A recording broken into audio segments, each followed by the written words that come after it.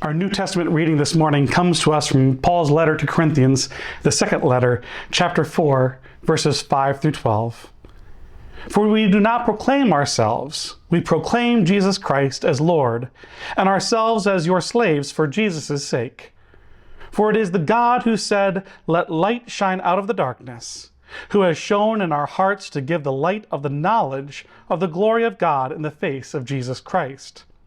But we have this treasure in clay jars, so that it may be made clear that this extraordinary power belongs to God and does not come from us. We are afflicted in every way, but not crushed, perplexed, but not driven to despair, persecuted, but not forsaken, struck down, but not destroyed, always carrying in the body the death of Jesus, so that the life of Jesus may also be made visible in our bodies. For while we live, we are always being given up for death for Jesus' sake, so that the life of Jesus may be made visible in our mortal flesh. So death is at work in us, but life in you. Here ends the reading. And our gospel reading this morning comes to us from the Gospel of Mark, chapter 2, verses 23 through chapter 3, verses 6. On one Sabbath, he was going through the grain fields, and as they made their way, his disciples began to pluck the heads of grain. The Pharisees said to him, "Look, why are they doing what is not lawful on the Sabbath?" And he said to them, "Have you never read what David did when he and his companions were hungry and in need of food? He entered the house of God when Abiathar was a high priest and ate the bread of the presence, which it is not lawful for any but the priest to eat, but he gave it to his companions." Then Jesus said to them, "The Sabbath was made for humankind, and not humankind for the Sabbath. So the Son of Man is Lord, even of the Sabbath." Again he entered the synagogue, and a man was there who had a withered hand. They watched him to see whether he would cure him on the Sabbath, so that they might accuse him. And he said to the man with the withered hand, "Come forward." Then he said to them, "Is it lawful to do good or to do harm on the Sabbath? To save life or to kill it?" They were silent. He looked around at them with anger. He was grieved at their hardness of heart and said to the man, "Stretch out your hand." He stretched it out, and his hand was restored. The Pharisees went out immediately and conspired with the Herodians against him, how to destroy him. This ends the reading. May God add a blessing to the reading, the hearing, and the living of the Holy Word. Amen.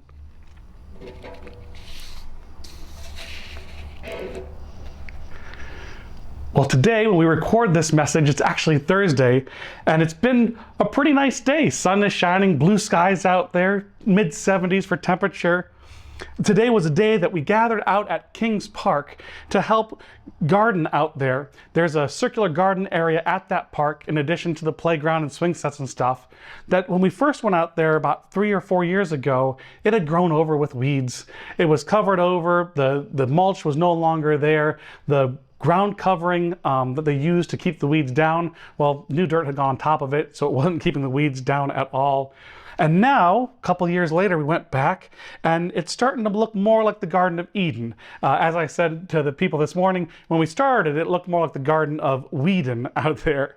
But we did pretty good today. We pulled out the weeds. We were surprised to see that some of the peace sunflowers that we were given last year had reseeded themselves this year, and were coming up right in the middle.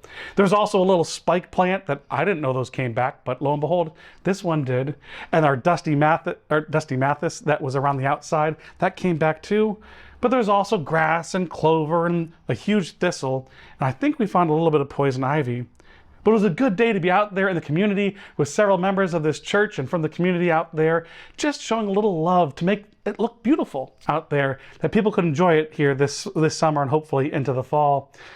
Some of us brought annuals and others brought perennials. We also got some mulch, so it looks pretty good. So if you're in the area, stop by on 6th and High and check it out. But while we were planting and digging into the soil and putting in new nutrients and getting rid of the weeds that we didn't want. It was a great time of fellowship to share about what was going on in the community. There was a lot going on, actually. People were walking by, people were driving by. There was construction going on because they're replacing the gas line. It was a pretty busy place out there. But we were able to share kind of the hopes and dreams and reflect on what had been going on in that community since the church kind of adopted that 44703 zip code and Canton for All People came in to help people out there. There was construction people that would pass by while we were planting. Some stopped by to thank us, and some kept on walking through. There's a couple kids that stopped and sat on the bench in the shade and watched us work a little bit and then moved on. As I am getting close to my end of ministry here with you all, it's hard not to get nostalgic. It was kind of neat, though, that I could sit there as we were gardening and point down to that house and the kids that lived there and how they came to our summer camp program for a few years, or down to the house over there, the blue one that we helped do their siding 2 years ago, or oh, that one was our first homeowner improvement where we did their siding and got rid of a tree. It was neat to see and reflect on how the community is transforming, how the work and the witness of all of us working together is transforming that little part of town. The first time I was in that park even, I remember being there with Pastor Don, and we found some used syringes, some used needles. We found some beer bottles, and one of the local guys that we kind of know as being an alcoholic was there passed out on the park bench. And we said, hey man, what's going on? Why aren't people using this park? And he said, we're using it, but we wanted families and children and people to be using it. So we actually adopted the park, and now we know we've done some really great programming there in past summers. But now there's people going through. It's clean. The Parks Department's doing a nice job taking care of it. Even the neighbors last year, we were surprised when we planted last year, they came by and helped deadhead the plants, and they watered it and kept it up. Honestly, we were a little afraid that some of the plants might walk away or that some people might destroy it, but by the grace of God, people appreciated it and took care of it and took ownership of it, which was super neat. It reminded me that we never know what seeds we are planting when we're out in the community, when we start doing these things. Sometimes people see it and they think that we're doing it, well, because we think that we're better than them, or they get upset and they say, why are you doing that? Those people out there in that neighborhood, oh, they don't deserve it. Or, don't waste your time, don't bother. It'll just get destroyed or stolen. But I'd like to think that when people see us out there, that they're not seeing Pastor Mike or just some guy in a blue Canton for All People shirt building houses or picking up trash or knocking on a door to make sure a kid's okay or checking in to help pay a disconnected water bill. Rather, I hope that they see you, a community of believers that has been in this neighborhood in Canton for over 200 years. It's amazing. I hope they see your love for them, your care for them, and your investment in both staff and volunteers out there trying to help them. But more importantly, I hope that they don't see us. I hope that they see God. I hope that they see God in how we interact, how we react, how we show our love. I think this was Paul's hope too when he was writing to the assembly in Corinth. Let's set the stage here for 2 Corinthians. Paul had helped plant the assembly there because they wouldn't have the word church. They wouldn't have the word Christians even. It's still a pretty new movement here, this Jesus movement back then. So he had planted the assembly back there, taught them about Jesus, and then he went off to travel and to plant more congregations, as we would call it today. He was planning on coming back to Corinth, but in the start of this letter, this second letter, he's told them that he wasn't going to be able to come, that he's going to pass around and he has to go to Macedonia instead. And no, that's not the Macedonia up Route 8 here in Ohio. This is the Macedonia over there in the Holy Land around there. So you can anticipate that some people in hearing this news would have been upset that maybe they were being slighted by Paul, that he was forgetting about them and not coming to see them. And in the letter, Paul continues to encourage them to keep doing their ministry. Keep doing the good work that you're doing and don't lose heart. But also don't lose the why of what you're doing. He reminded them that the ministry was not about them or their fame or their power or their recognition. He said here in chapter 4, verse 5, "For we do not proclaim ourselves, but we proclaim Jesus Christ as Lord, and ourselves as slaves for Jesus' sake." I hope That when we're going out into the neighborhoods to fix porches or to do a little bit of weeding, that they see God's kingdom plan coming into work together. God got the plan right back in Genesis when he set up humans in the Garden of Eden. He got it right when he gave us companions and good food to eat and safe places to live and things to do. But we humans do what we humans do, and we made a mess of it. We ate the forbidden fruit. We started hoarding resources. We started killing each other. We started separating ourselves out, and this beloved, perfect creation started to crumble. And yet, despite humans doing that, century over century, generation over generation, God still loves us anyways. And it is because of God's love and grace that we can boldly reach out to help transform the world, to move it back towards thy kingdom come, thy will be done on earth as it is in heaven. As long as we keep partnering with each other and the Holy Spirit and discerning where we're being called to go. How we live out our faith shows the community what we think about God. Do we really think God is a God of forgiveness? Then we have to show that to the world. Do we really think that God desires to have us live healthy and happy lives? Then we have to show that to the world. Do we really think that God is a God of peace? Then we have to model that to the world. Verse 6 says, "For it is God who said, 'Let light shine out of darkness,' who has shown in our hearts to give the light of knowledge of the glory of God in the face of Jesus Christ." There is no doubt that negativity and evil still exist in our communities. You don't have to look far any week here in Canton to see an example on our local papers or in the newspaper or online or wherever you get your news from, that you see prejudice, you see systematic racism, you see homophobia, you see people dehumanizing each other. The church, however, isn't called to be a part of that or to live into that system. Rather, it's called to live into God's system, God's divine economy of abundance, God's creation that was perfect when God first made it. What we do and how we do it reflects God. In today's gospel, we pick up very early on in Mark's teachings about Jesus. Already, the religious elites here in chapter 2, this time the Pharisees, are keeping their eyes on Jesus because he threatens their authority. As Jesus and his new disciples, remember it is chapter 2, are walking along, some of them start to pick up the tops of the grain. And being that it's Sabbath, every good Jew, which Jesus was one of, should know that picking out grain would be considered work, and that should not be done on the Sabbath. What kind of followers was Jesus attracting? What kind of leadership was he showing if he let his people do this thing that's against the rules? Yet Jesus shows us that he knows more than the Pharisees when he reminds him that David fed his people. What is important? What is truly important? Is it important that we follow what we perceive to be the law? Or is it that we feed people and nourish them and make sure that people are taken care of? Not some rules that man might have put on things to exclude their neighbor or to keep their grain to themselves. The day of rest, the Sabbath day, was made for man, not man for the Sabbath. And then another time, Jesus went to the synagogue, presumably to worship. While he was there, he met a man with a withered hand or crippled hand, depending on the translation. Who knew? Imperfect people at worship back then. I'm glad we got that fixed today. We're all perfect in church. I'm just kidding. But some of them, we don't know who the them would be, but maybe it's trustees or ushers or, the good churchy folks, were watching Jesus and waiting for him to do something wrong. They were already trying to catch him because, again, he threatened their comfort. He threatened what they thought was the right way to do things. He threatened their authority and their power. But Jesus knew what was going on. So in verse 4, Jesus asked them, "Which is lawful on the Sabbath? To do good or to do evil? To save life or to kill?" But what'd they do? They remained silent. Crickets.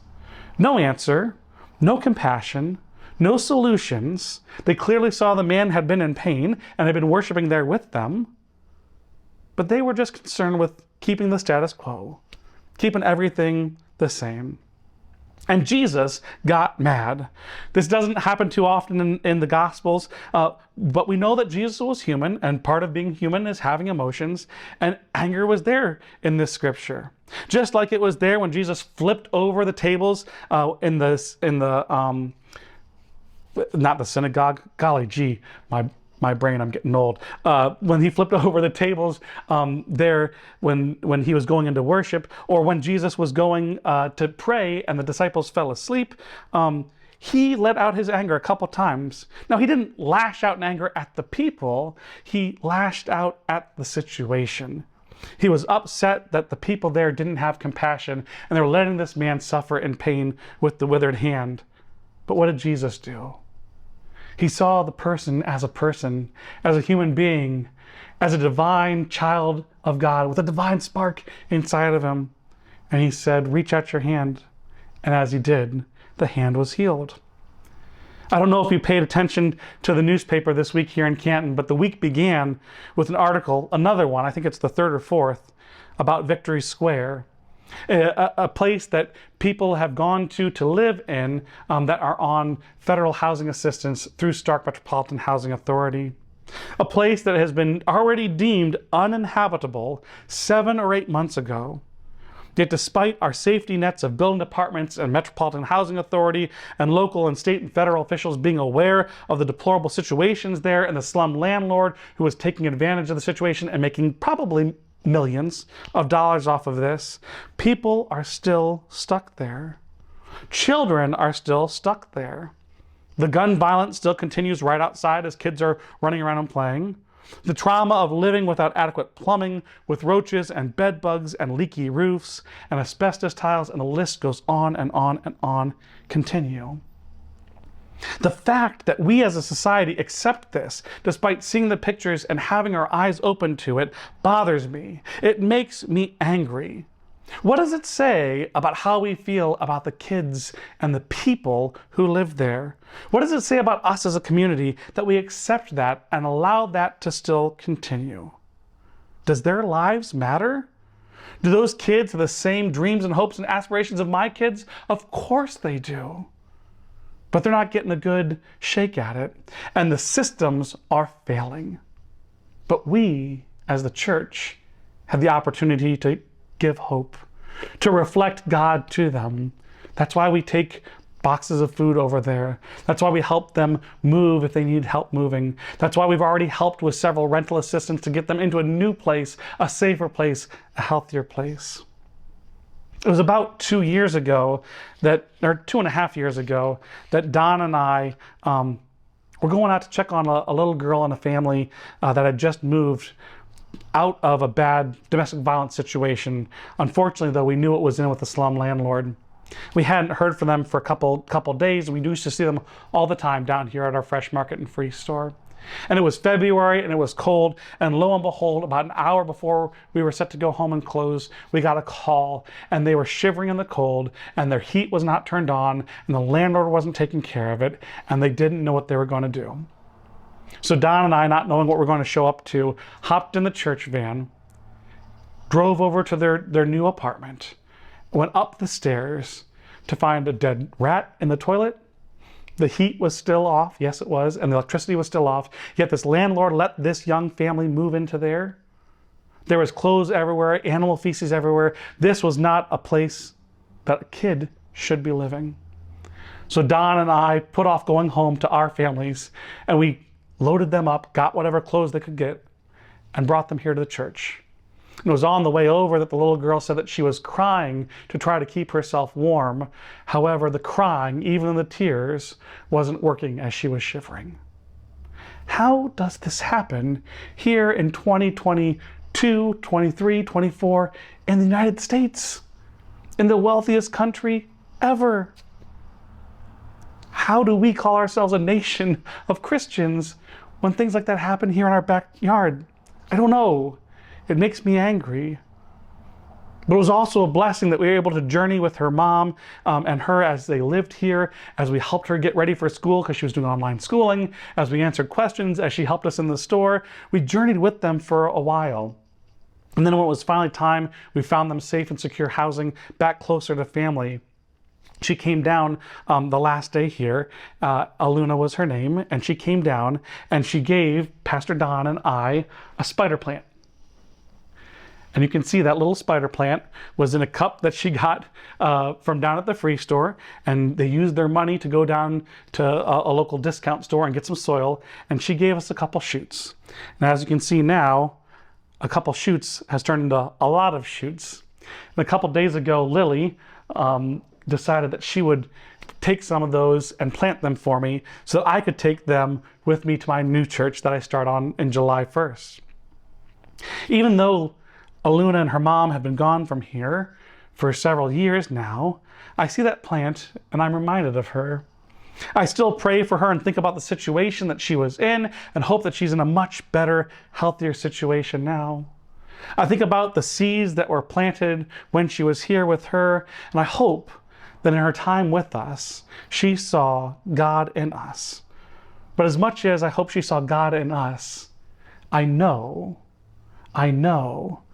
in opening up my heart to her and her situation, in listening to her hopes and her pains and her aspirations, my heart was broken. But in that brokenness, I saw God. I saw healing, I saw forgiveness, I saw restoration. And I know that work will continue here in Canton because of you, because of your partnership together, and because of the grace of God. And for that, I am so thankful. Amen.